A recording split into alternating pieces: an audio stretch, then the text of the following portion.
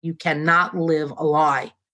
And so I would say, don't live that lie, but make sure to do it carefully. If you're in a situation that's dangerous, precarious, where you could lose a lot, try and take precaution and be careful. If you need to talk to a lawyer, seek counsel, take the steps and be pragmatic, but believe that you can do it.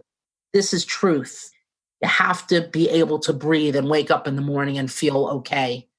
And that was not happening while I was closeted. And I don't think it can happen for anybody until they're out and free.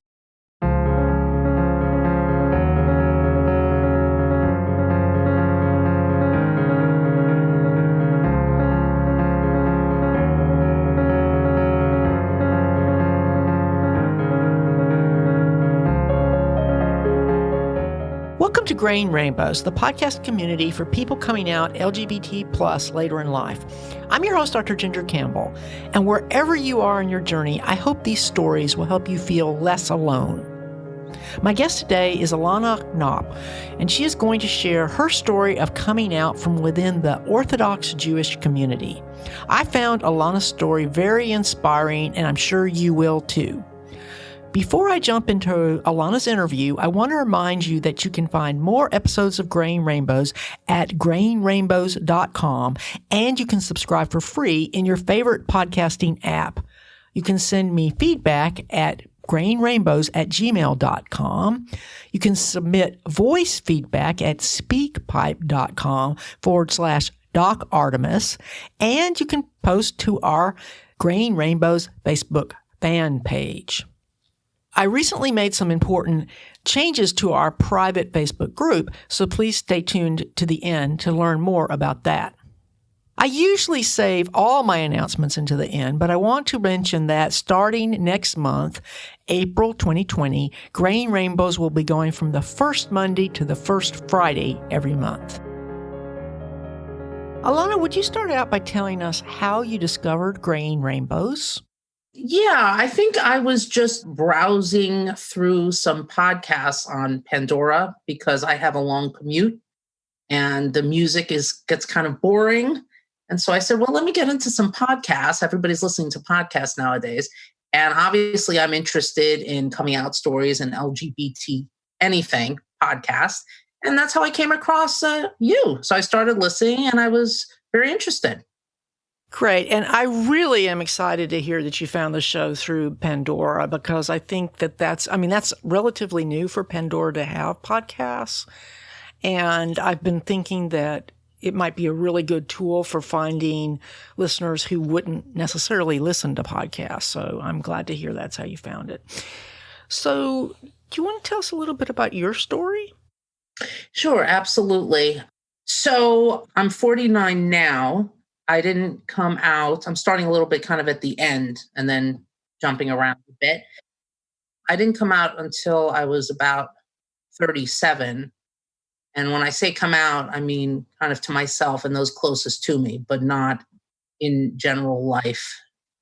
When I was a kid, my parents went through a rough divorce, and I grew up in a secular Jewish home just outside of Philadelphia. Always went to Jewish schools, but we were not religious. And long story short, after the divorce, I think I felt very vulnerable and needing something. My father had left, and I reunited years later, which was great. And so at the age of 16, I entered a religious Jewish high school. I'll say ultra-Orthodox Jewish high school. And that started my journey into the ultra-Orthodox Jewish community, which then led me at the age of 19 to be married. They're arranged marriages, but you do go out, you do date for a short time. It's not like in Fiddler on the Roof, where, in some sects of the ultra-Orthodox community, it is like that. That was not the case in my case. So we went out a few times, and then I was married at the age of 19 to a man who I hardly knew, and certainly didn't love and frankly didn't even like.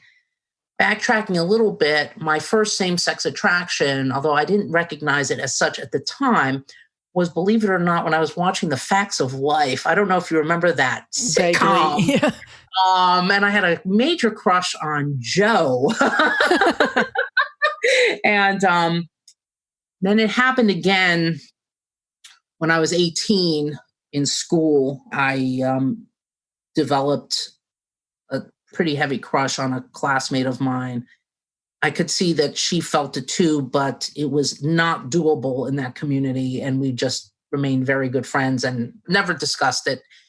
So fast forward, I got married. And in that community, you're supposed to be fruitful and multiply. So I did. I had 5 children. They frown on birth control.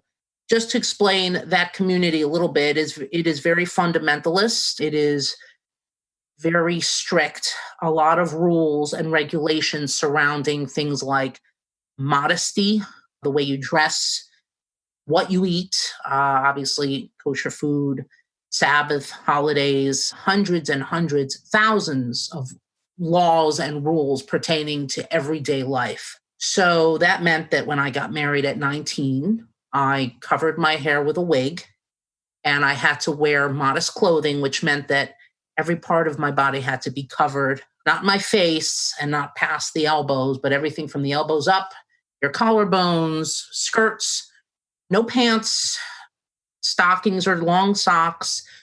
So it's a very, very rigid community with not much wiggle room in any direction. Women are discouraged from going to college, seeking careers, and basically young girls are raised at an early age to know that they will get married and have children, and that is their goal and mission in life, and nothing more, nothing less. Some people in the community do go and get higher education, but that's usually in a very segregated program just for women in that community at an off-site location, and it doesn't happen very often.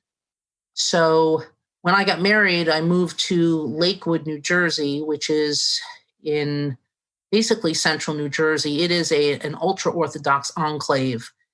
All ultra-Orthodox communities are kind of, the community ghettoizes because there's a lot of infrastructure needed to support the community, like synagogues, kosher supermarkets, ritual baths, schools, yeshivas, and things like that.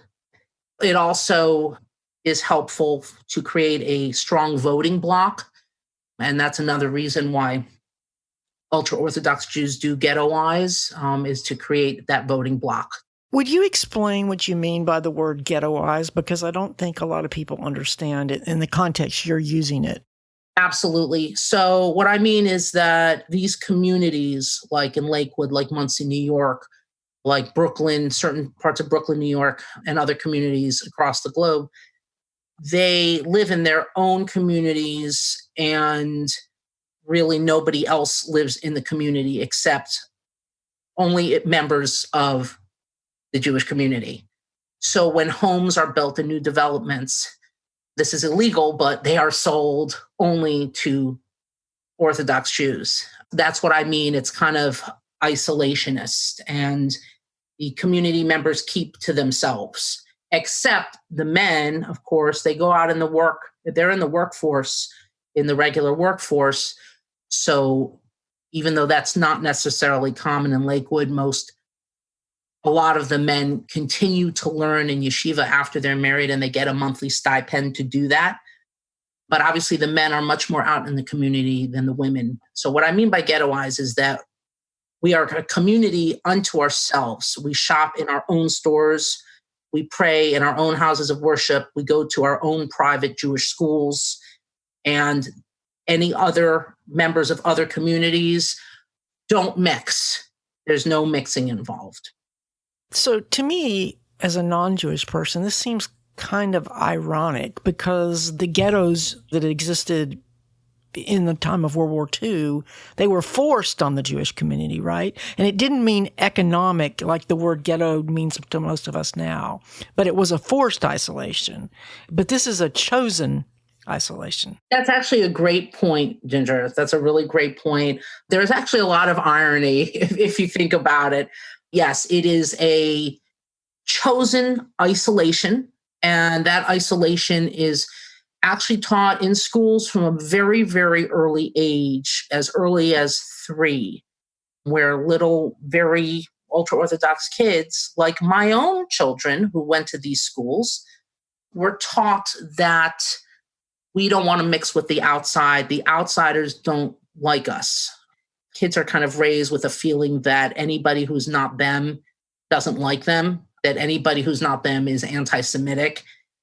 And that obviously is ironic too, because then that creates a lot of hostility. Jews have been persecuted throughout the years, and you would think that we wouldn't want that. But those communities actually want the segregation, and they need the segregation in order to continue the lifestyle.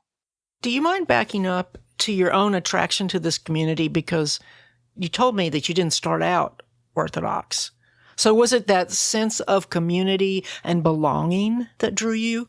Yes, that's a great question. It was when I entered this high school, the principal of the school, a rabbi, and his wife kind of embraced me. And what I saw there that I didn't have in my own life was a family, children. It seemed very idyllic, comfortable. And he kind of took the place of my father. It seemed to feel good, and they seemed very happy. It seemed homey and comfy and something that I wanted. And because of my parents' divorce, I thought that if I married into a very religious community, I would never get a divorce. I would never suffer what I suffered as a child, that trauma. And so I kind of felt like that was my ticket out of misery and into something that felt a lot better, and consistency, and just having a stable, more stable life than I was afforded as far as my parents divorcing. So that's what attracted me to the community. I didn't know, obviously, a lot of what I found out. I knew some of it because when I started getting more and more religious, I started dressing more modestly. A lot changed about me. I started eating kosher food. I started keeping the Sabbath, didn't drive on the Sabbath. I didn't write. I didn't use the telephone. Obviously no electronics, no electricity is allowed to be used from Friday sundown to Saturday night. Started keeping the Jewish holidays. When I got married and started having to go to the ritual bath every month and had all those children and couldn't use birth control. And if I wanted to, we had to go ask permission from a rabbi in the community. Yeah, it was a little bit of a rude awakening. The ritual bath, by the way, is something that all women have to do. A bride, the night before her wedding, goes to the ritual bath, and you basically have to make sure that there's nothing on your body, no hairs. You have to cut your nails. You have to clean your whole body. It's like an all-night process, actually. And then there are ritual bath attendants, all women, obviously. And you stand there undressed and they check you. And then you go down into a bath that is filled with rainwater. And you dunk down under the water and you say several prayers. Women have to do that every single month after their period. There are many volumes written on, they're called the family purity laws. You have to follow those very, very strictly. And so what that means is that around the time you're expecting your period, you cannot touch your husband. You can't sit on the same sofa. You sleep in separate beds. You can't even really speak endearingly, serve food, hand things to each other. Then you get your period. And then after you wait 7 days, the required days, you actually have another period, another week. So the whole thing basically takes 2 weeks, a week for your period. And then it's called the 7 clean days. What the 7 clean days means is that you have to make sure you're very pure. And you actually have to do 2 internal checks morning and night with a cloth to make sure you're not bleeding. And if there are any spots on it, you actually have to take it to a rabbi that specializes in family purity. Or if you spot on your underwear, you actually have to bring your underwear to a rabbi for him to check. And then on the seventh day at night, if all goes well and you haven't spotted, you go to the ritual bath. And it's the same thing like I described earlier. You're checked by an attendant standing there with no clothes on. You go down, you say some prayers. So it's quite a process, and you never can stop. It's every month that you have to do that. It's not a great experience at all. It sounds pretty horrible. It is pretty horrible. The first time when I was 19 and I was a bride standing stark naked in front of the attendant, I felt very uncomfortable. You get used to it, but it's very strange. And towards the end of my marriage, obviously, I stopped sleeping with my husband. So I would make up excuses why I couldn't go, and I just stopped going. So backtracking, I had all those children, and I lived a regular life as an ultra-Orthodox wife and mother. I raised my children. I adhered to the rules. My ex-husband, actually was severely mentally ill, and I didn't know that either until after we were married. He had severe OCD, obsessive compulsive disorder. He suffered from depression. So he worked 1 year out of 18 years of marriage. So obviously I kind of supported us doing little jobs, working in nursery school, babysitting. His parents helped us out. It was a very poverty-stricken existence, like a lot of other people in that community and other Orthodox communities. We went on government programs. That's pretty common. So that means housing assistance, food stamps. We weren't on welfare, but many people were. And it's hard because the average family is like 8, 9 children. So you can imagine how difficult that is to sustain when nobody has, or very few people have, a college degree. So it was a hellish 18 years of marriage. In 2003, so my youngest, he was born in 2000, so he was just 3 years old. He started going to nursery school, and I had always dreamed of going to college. Both my parents are college professors, and everybody in my family is very educated. And it was a dream of mine to go. And so I signed up for one class at a community college. I remember the class was abnormal psychology, I think. It was very interesting. Then I signed up for more and more, and soon I had a full schedule. And I was also working as an assistant in a nursery school at the same time, so it was a lot to juggle. And then I decided to apply to Rutgers University, and I got in. And it was a big decision to make because I was dealing with 5 children, a jobless, mentally ill husband, and just my life. But I decided to go for it. So it was quite a commute. I was like 45 minutes. Rutgers is in New Brunswick. So I was driving about 45 minutes, eventually 4 days a week. And college it took up a lot of my life. And it was the greatest experience of my life. And it was also the key to me coming out. My exposure to the outside world. I'm an English major, so I took a lot of queer literary courses. There was one class I took. I was introduced to Kate Chopin, who wrote The Awakening, and that literally brought me to tears. I felt such a connection to the main character, Edna, because she just couldn't live the way she was living. Her life became impossible because she was just not living the life she wanted to live. And I felt such a connection to that character. And then there was another class I took, and our professor actually was gay. It was an English, it was a literature course, a gay LGBT literature. And he was talking, and in the middle of class, I started to cry. And I'm not that type of person. I'm not such an emotional person like that in public. I got tears in my eyes, and I really couldn't talk for the rest of the class. And everybody left, and he came up to me and he said, "Elana, you need to talk." And I said, "Yeah, I think I need to talk." And I followed him to his office, and I told him. He was like the first one I told. I said, I am struggling. I am pretty sure that I'm gay. I've been bottling this up for years and I can't breathe anymore. How old were you? I was about 35, 36. Yeah, around 35, I'll say. And I said, I can't go on anymore. So that was a breakthrough just to tell somebody. That felt good. I started leading a double life after that. And what I mean by that is I went out and bought myself, for the first time in my life, a pair of jeans, because, we couldn't wear pants, and a tank top, because we couldn't wear tank tops. And I put those clothes in a plastic bag in the trunk of the car under other stuff. And I would drive to Rutgers. I became very good at changing out of my modest clothing somehow in this front seat of my car without anybody seeing, and changing, and then looking like a normal person. And then I took my wig off for the first time, and all my classmates who had always seen me with my wig saw me one day and they said, your hair looks different. I didn't say a word. I didn't say, yeah, that's because this is my real hair and that was a wig.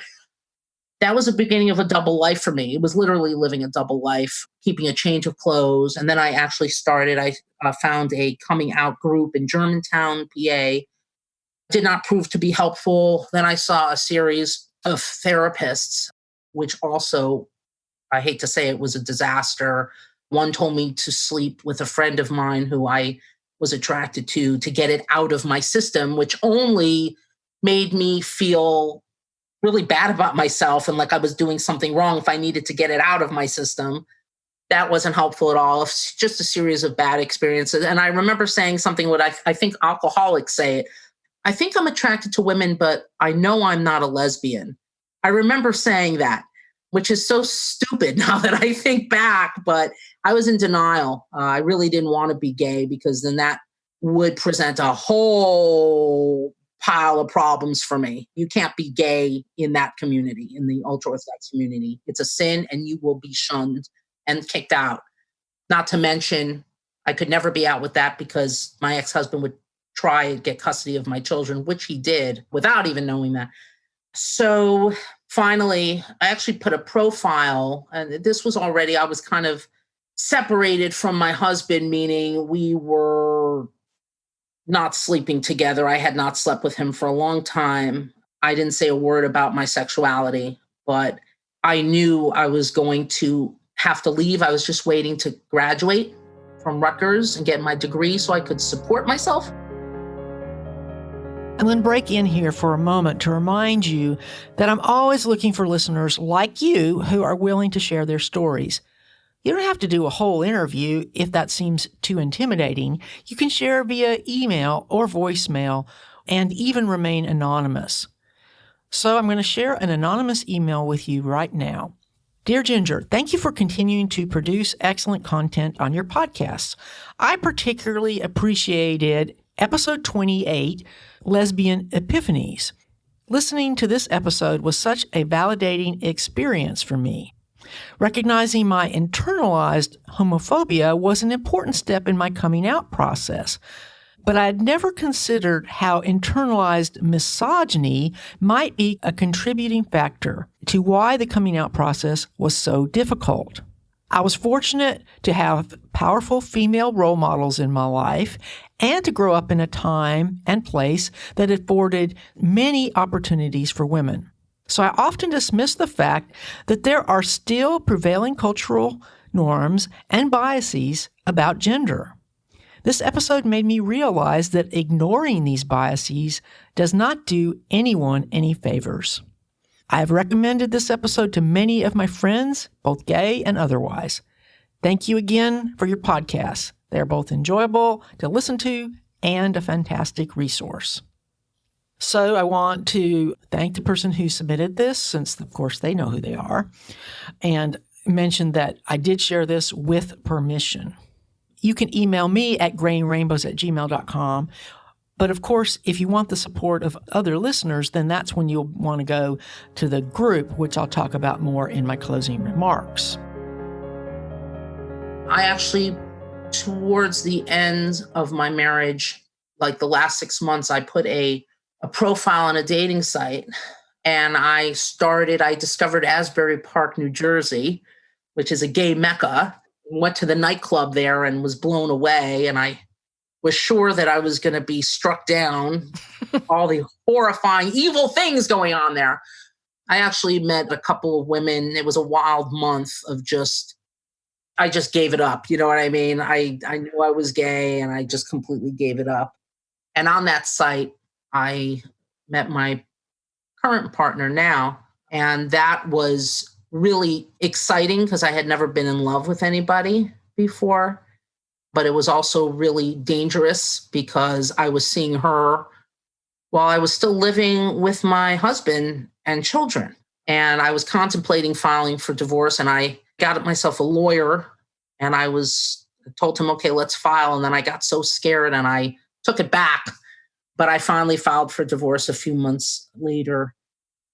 Obviously, with my girlfriend, I broke up with her about 3 times because I kept saying to her, I wouldn't even tell her where I lived because everybody knows about Lakewood, New Jersey.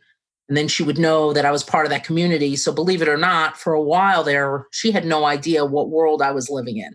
She knew I had a lot of kids, but she did not know that I was living a double life. And I refused to tell her, but she found me. She found me anyway. Seeing my life through her eyes was really amazing. She was horrified by the way I was living. She couldn't believe that I was living in that kind of community. She was very instrumental in giving me the courage to get out, and being in love with her was a big part of me finally filing for divorce. So I did. That was in 2008. So I had 5 children, and divorce is very uncommon in that community. And once you're divorced, you basically have no place in that community. That community is structured for families and children, not for divorced women, and certainly not for gay women. I didn't tell anybody. So when I filed for divorce, I pretended that I was still religious, and I also did not come out because I knew that my ex-husband would try and take my children from me, which he did anyway, but he didn't do that until later. So I made sure we had a custody agreement in place. I literally am still dealing with this man 12 years later because he just couldn't believe it. Obviously, it came out. That became a big part of the court fight, the legal fight. Luckily, I live in New Jersey, thank God. You can't use someone's sexuality as a reason to take their children from them. But he tried. He tried to do that, and it was very harrowing and scary thinking about the fact that I could lose my children. He certainly tried his best to take them from me. So that transition as a divorced woman, he kicked me out of the house with my children. I rented a house. My father helped me out financially until I was able to get a job. I had just graduated from Rutgers, so there was a lot going on. This new relationship, a divorce, moving. It was incredible. Luckily I was able to find a job, and I've been growing and moving up ever since. But it was a very long, long journey to get out, years and years and years. And I lost all of my friends, obviously. My best friend, when they found out that I was gay, they told me that it was unacceptable and they could not be friends with me because they did not want to show any kind of approval for my lifestyle. They said that I could never be happy as a gay woman and that it was a sin. Literally, I was told that. I was harassed. A friend of mine who I rented a house from actually threatened me. She told me never to speak to her again, kicked me out of her house.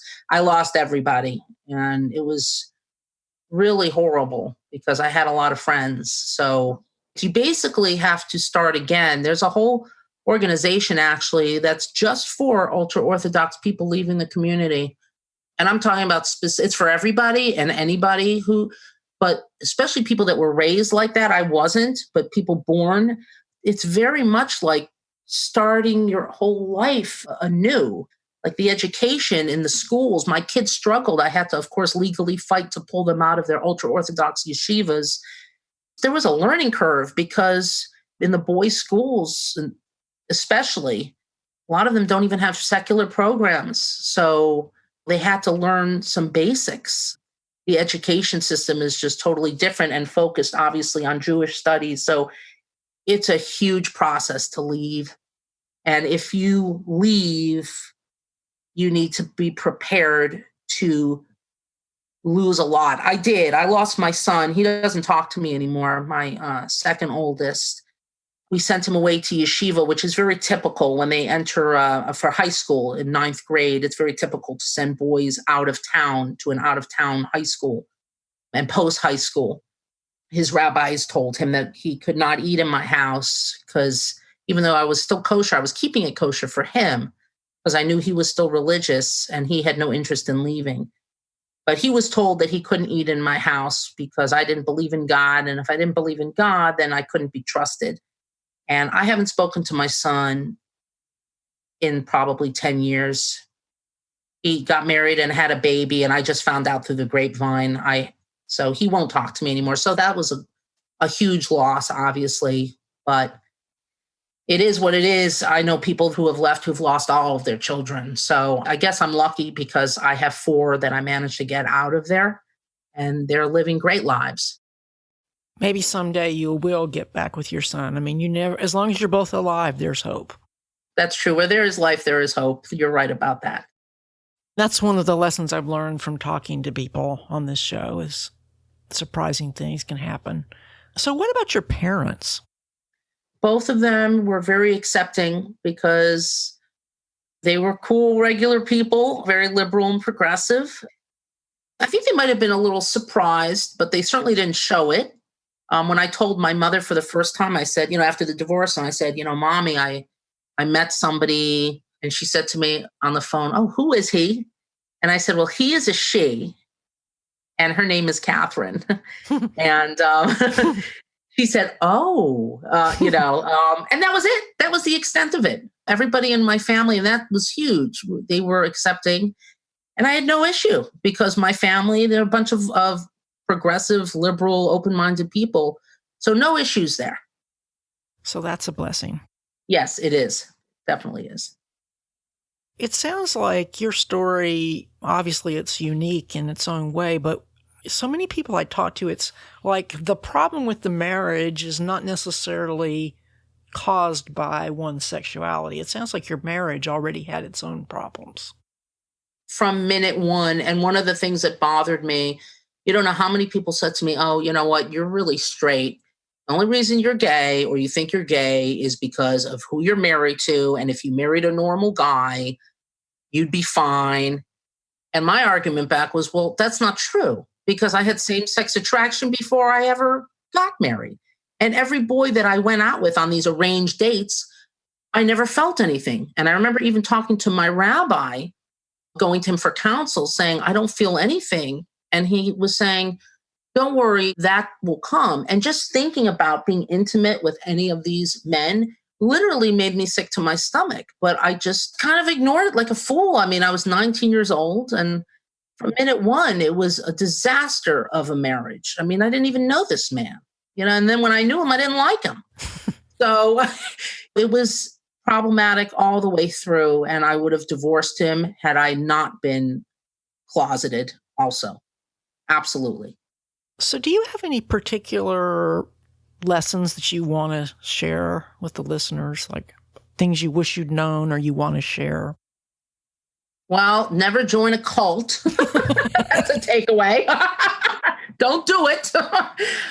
I think it's very important to have a support system. Things were different for me.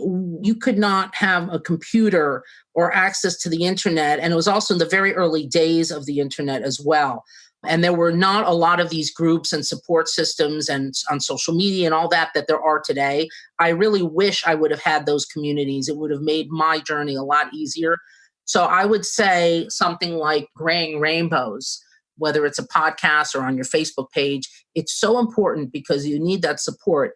It's scary for anybody coming out. It doesn't have to be as outrageous as my story to be scary. You know what I mean? You don't have to be coming out of a cult, and just coming out in general can be really frightening for anybody, especially, with children too. I had to come out to my children, and at the time they were still religious, and it was horrible and scary to come out to them. Surround yourself with as much support as you can possibly get, because I think it really could get you through a very hard time. I wish I had that, and I did not have that at the time. I had no access to it. So going back to telling your children, was that separate from, like, had you already told them that you were getting a divorce before you told them that you were a lesbian, or did they get it mixed together? No, I did it in very, very slow, small increments because it was a big shock to their systems. I did not tell them that I was gay until after I was divorced and out of the house and living with them. And then I started slowly, this is going to make you laugh, but I went out and bought Brokeback Mountain for them to watch. I started having conversations about the LGBT community. I did it very slowly. You can't shock young children like that. It's too much. A divorce was already too much. Then they saw that I was no longer the religious mother that they knew. I took my wig off. I started wearing regular clothes. Of course, that was done kind of in hiding and under cover of darkness very often. But that was done afterwards and very slowly. With my daughter, the way it came out was, I don't know how we got into the conversation, and I told her I had something to tell her, and she literally said to me, just please don't tell me you're gay, anything but that. Just don't tell me you're gay. And she looked at me and she said, you're not, are you? And I said, yes, I am. And she ran to her room, closed the door, started to cry, and then prayed all day, and then left for a walk, and it was awful. And then she told her siblings, my younger boys, they didn't know what that meant. They didn't care. They were much more chill. But the older the kids are, the harder it is. They were teenagers. So it was very harrowing. I was scared that they would reject me like my son did, but they didn't. But it was a process. It was really difficult for a long time. They certainly didn't accept my partner for a very long time, years. It was hard. Some more than others. My oldest one did not accept her for a long time. My next daughter did. It depends on the kid. So, yeah, that's a very scary thing to come out to your children. It really is. So what would you say is the biggest surprise as you look back? The biggest surprise is how far I've come in such a short time, how good life can be, and I guess how strong I am. I'm surprised at how strong I am. I look back, I can't believe that I went through what I went through. It was like literally a 30-year journey. I'm surprised that there actually was a light at the end of the tunnel. Are you teaching English now? No, I'm not teaching. I actually just got a new job. I went back into journalism. So I'm covering renewable energy, the green energy sector. That's what I'm doing now. And that's what I've done for many, many years. Have you thought about writing a book? Absolutely. I have thought about it. And I actually wrote one, it's a manuscript. It's very rough right now. A lot of starts and stops. I love to write, obviously, but it's really hard to write your own story. So I actually put it out for a few people to read, and they were riveted. That was the rough draft, and they said they read it in a night. They couldn't put it down. Obviously, it's an interesting story. I intend to do that. I just have to really polish it up, and I have to start a lot of it again, actually. Well, I have somebody that might be able to help you with that project. I'm going to go ahead and tell you the website so you can check it out. It's called publishyourpurposepress.com. And the woman who runs that website, her name is Jen Grace. She'll probably come on the show eventually. I don't know if you remember when I had the guy who wrote Served in Silence. She helped him with his book project. She also helped Rhodes Perry with his book. But publishyourpurposepress.com. Okay. I wrote it down. I will definitely check that out because I can't seem to get from point A to point B. She has a structured program that basically, I'm thinking about doing it next year myself, but a structured program that helps you go through all the steps, not just the getting it written, but then what comes next. Because a lot of people don't do the next steps. Is there anything else you'd like to share before we close? Well, I guess I'd like to share, and I guess that's kind of the point of why I want to put out a book is I really want people to know that they can make it through. If they could only understand how impossible my situation was. I mean, there was no way out, like literally no way out. No money, no career, living in a cult. It was absolutely I was going to lose my children. There was nothing that would indicate that I would get out of this in one piece. I just want people to know that they can, and that you cannot sacrifice your own happiness and truth for anything. You will look back and you will regret it. And you don't want to live a life that's not real. This will sound crazy, but everybody in my situation has said it, who've come out of this specific community. They were willing to even lose their children to gain their freedom. That's how desperate you can become. You cannot live a lie. And so I would say, don't live that lie, but make sure to do it carefully. If you're in a situation that's dangerous, precarious, where you could lose a lot, try and take precaution and be careful. If you need to talk to a lawyer, seek counsel, take the steps and be pragmatic, but believe that you can do it. This is truth. You have to be able to breathe and wake up in the morning and feel okay. And that was not happening while I was closeted. And I don't think it can happen for anybody until they're out and free. Thank you, Elana. Well put. And I'm so grateful that you decided to volunteer to come on the show today. And I wish you the best for the future. I can't wait to see what's going to happen when you write your book. I know, right? Well, I greatly appreciate this opportunity, Ginger, and I look forward to listening to future podcasts. You have great guests on the show, very inspiring. They help me still even though I've been out for a long time, I find it very helpful. And so I thank you for your work, and I look forward to continuing to enjoy the great stuff that you're putting out there all the time. Thank you. First, I want to thank Elana for sharing her story.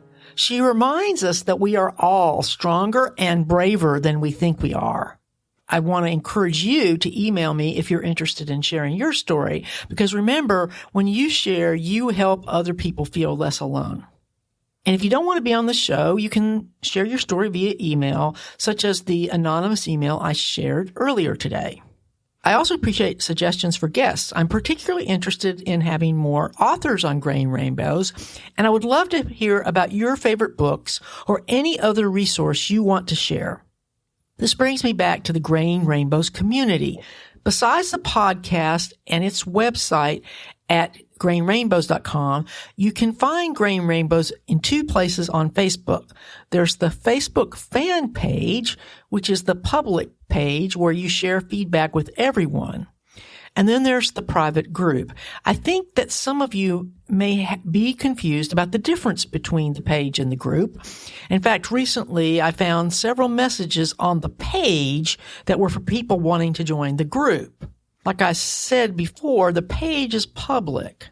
I post the episodes there in an effort to reach new listeners, so it helps me if you post likes and feedback on that page. But for connecting with others, you'll want to join the group, which is now both private and hidden. This means you can now join even if you're not out to everyone in your life.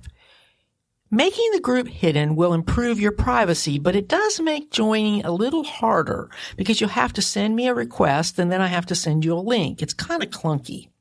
Midge Noble has been helping out with the group, and she's agreed to help with the page so that if you submit a message directly on the page, she can also send you the link that you need. There doesn't seem to be any way for us to just add you directly. As always, the best way to send me feedback is to email me at grainrainbows@gmail.com. I'd also like to have more audio feedback to play on the show because I love to hear people's voices and accents. You do that using SpeakPipe at speakpipe.com/Doc Artemis. I do have SpeakPipe set up so that it cuts off after 90 seconds, so I encourage you to write down what you want to say before you hit record. I want to thank everyone who's been posting comments on the Facebook fan page. Don't forget, your word of mouth is the key to helping Graying Rainbows grow. If you are active on Instagram or some other social site, whatever you can do is greatly appreciated. I especially appreciate those of you who are supporting the show financially via Patreon, because that helps to defer the cost of audio editing. If you'd like to help out, just go to patreon.com/graying rainbows.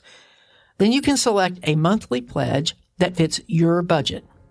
Finally, I want to remind you that in April, Graying Rainbows will begin coming out on the first Friday every month. I'm doing this to even out my production schedule. So Graying Rainbows will come out on the first Friday, Brain Science will come out on the second and fourth Fridays, and Books and Ideas will come out on the third Friday. Thanks again for listening. I look forward to talking with you again very soon.